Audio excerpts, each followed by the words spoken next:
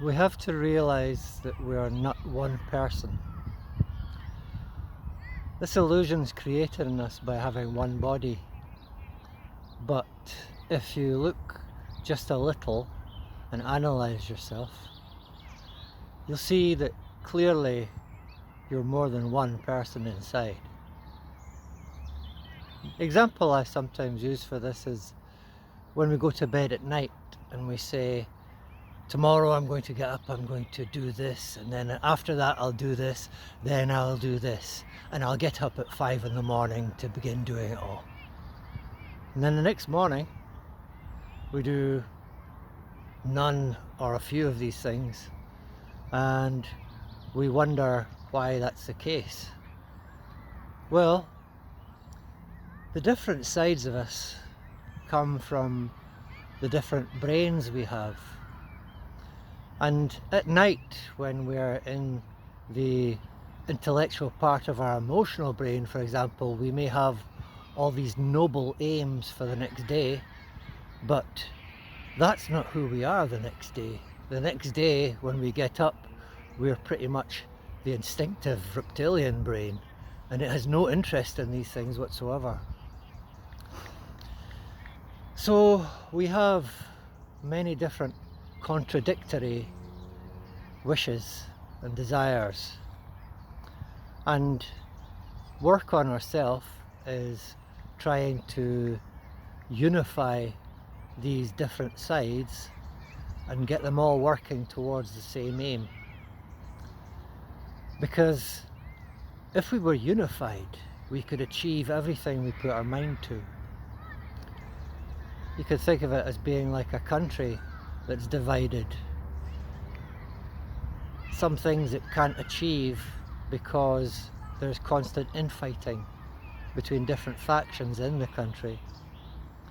The same within ourselves. Some of our aims are very directly contradictory. In order to live with this situation, we have to hide the truth from ourselves. Sounds kind of strange to hide something from ourselves, but it's kind of like the left hand not knowing what the right hand's doing. The teacher, Mr. Gurdjieff, Armenian Greek, who came to the West with a great group of different teachings which he'd collected in his travels, he described these things he called buffers, which he said were like the protective devices between different carriages on a train. And in the event of braking very hard or a crash, these buffers would keep the different compartments intact and separate from one another. And in us, we have something similar. We have psychological buffers, for example. I'm always very good at cleaning up behind myself, which we would say to cover the fact that we don't always clean up behind ourselves. There are many such, you can find your own examples of these. And we have like different emotional and instinctive buffers.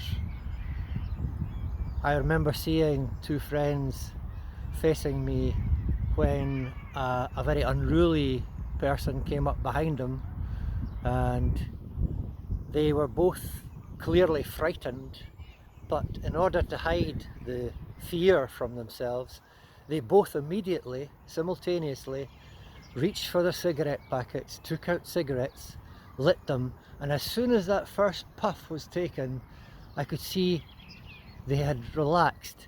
They'd managed to hide their own fear from themselves by this. Different drugs, alcohol, and different behaviours can function in this way to keep us from seeing different sides of ourselves. When I've considered this further, I'll try to present more information on it. But Good luck observing the different sides of yourself. Until then, goodbye for now.